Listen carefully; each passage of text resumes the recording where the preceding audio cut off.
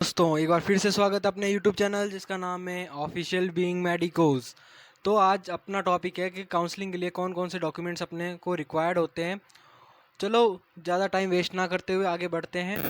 तो required documents for 2022 counselling NEET. तो सबसे पहले अपने पास 10th क्लास की मार्कशीट होनी चाहिए, फिर 11th क्लास की मार्कशीट होनी चाहिए, फिर 12th क्लास की मार्कशीट होनी चाहिए, माइग्रेशन सर्टिफिकेट होना चाहिए। फिर नेक्स्ट अपन देखें तो करेक्टर सर्टिफिकेट भी होना चाहिए। ये स्कूल की तरफ से अपने को दिया जाता है। माइग्रेशन, करेक्टर सर्टिफिकेट, टीसी, ये सब स्कूल की तरफ से दिया जाता है। नीट का एडमिट कार्ड भी होना चाहिए। आपको इस पीछे स्क्रीन के ऊपर सब कुछ दिखाई दे रहा होगा। नीट का एडमिट कार्ड अपने पास होना चाहिए और फोटोज़ होनी चाहिए। 8 फोटोज़ होनी चाहिए जो कि सेम होगी जो आपने नीट के एडमिट कार्ड पर आपने चिपकाई थी या पेस्ट की थी, वो आपको 8 फोटोज़ आपके पास होना ज़रूरी है। आइडेंटिफिकेशन आईडी के लिए आपको आधार कार्ड अपने साथ कैरी करना है।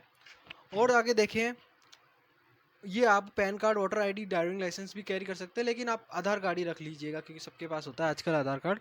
अपने पेरेंट्स आपके साथ जाएंगे, उन पेरेंट्स का आधार कार्ड भी रख लीजिएगा। वहाँ पे पेरेंट्स के साइन भी होते हैं तो पेरेंट्स के साथ ले जाइएगा।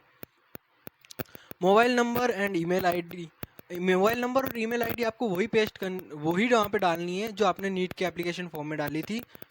अगला है कैटेगरी सर्टिफिकेट। 2 तरह के होते हैं, स्टेट लेवल के और सेंट्रल लेवल के। सेंट्रल लेवल का होगा जो इंग्लिश के अंदर होगा और स्टेट लेवल का हिंदी में होगा, वो स्टेट की काउंसलिंग के लिए यूज़ होगा। अगर आप ऑल इंडिया कोटा की काउंसलिंग के लिए अप्लाई कर रहे हैं तो आपको सेंट्रल लेवल का कैटेगरी सर्टिफिकेट होना ज़रूरी है। गैप सर्टिफिकेट एफिडेविट, यानी गैप, आपने नीट की तैयारी में कितना ड्रॉप लिया, कितना गैप लिया, वो आपको उस 50 रुपये के स्टैम्प पर ऊपर लिख कर देना पड़ेगा। ये आप कोर्ट से बनवा सकते हैं गैप सर्टिफिकेट एफिडेविट।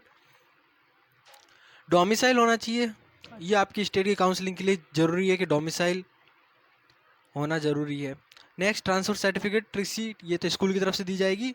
नीट का एप्लीकेशन फॉर्म आपके पास होना चाहिए, नीट का स्कोर कार्ड और नीट का अलॉटमेंट लेटर भी आपके पास होना चाहिए। अलॉटमेंट लेटर तो मस्ट है। और डेट ऑफ बर्थ सर्टिफिकेट होना चाहिए। ये 10th, अगर आप आरबीएससी के स्टूडेंट हैं, राजस्थान बोर्ड के स्टूडेंट हैं, तो आपकी जो 10th क्लास की मार्कशीट है वही आपका डेट ऑफ बर्थ सर्टिफिकेट माना जाता है। इनकम सर्टिफिकेट आपके पास होना चाहिए, ये आपके स्कॉलरशिप पर्पज़ के लिए यूज़ होगा। मेडिकल सर्टिफिकेट, ये आपको अलॉटेड कॉलेज की हॉस्पिटल से वहाँ पर मेडिकल होगा आपका, वहीं पे ये मेडिकल सर्टिफिकेट बन जाएगा। और सर्विस बॉन्ड होगा, वो आपकी उसी कॉलेज के अंदर जो तहसील है वहाँ से ही बन जाएगा, या फिर वो कॉलेज वाले बता देंगे कहाँ से क्या बनाना है। ये रूरल सर्विस बॉन्ड आपकी कॉलेज से ही बनेगा। और अगर आपने कोई भी डॉक्यूमेंट्स में स्पेलिंग मिस्टेक की है तो आपको स्टैम्प पर करके देना पड़ेगा। और हाँ, एक इम्पॉर्टेंट बात ये है कि आप जो भी डॉक्यूमेंट्स हैं जो आप वहाँ पे जमा करवा रहे हैं, तो उससे जमा करवाने से पहले उन डॉक्यूमेंट्स को आप स्कैन करके रख लीजिएगा। क्योंकि यही डॉक्यूमेंट्स आपका, अगर इसको फ्यूचर में स्कॉलरशिप के लिए अप्लाई करेंगे तो आपको वहाँ वापस जाना ना पड़े स्टूडेंट सेक्शन में, आप वहीं से ही, आपने ऑलरेडी अगर स्कैन कर रखा है तो वहाँ से डायरेक्टली पेस्ट करके आप फॉर्म फिल कर सकते हैं। और हाँ, अगर आपको ये जानकारी अच्छी लगी तो लाइक कीजिएगा, चैनल को सब्सक्राइब कीजिएगा और आगे इसी तरह जुड़े रहिएगा। और हाँ, एक चीज़ और, आप जो भी डॉक्यूमेंट्स दे रहे हैं उनकी आप कम से कम 4 से 5 कॉपीज़ अपने पास एक्स्ट्रा रखिएगा। क्योंकि जब अपने एडमिशन के वक्त जाते हैं तो वहाँ पर उन फ़ोटोकॉपीज़ को भी ले लिया जाता है। ओरिजिनल डॉक्यूमेंट्स भी जमा होते हैं, साथ में फ़ोटोकॉपीज़ भी मांगी जाती है। तो आप कम से कम 4 से 5 फ़ोटोकॉपीज़ एक्स्ट्रा हर सेट तैयार करके रखिएगा। तो बहुत बहुत धन्यवाद, थैंक यू।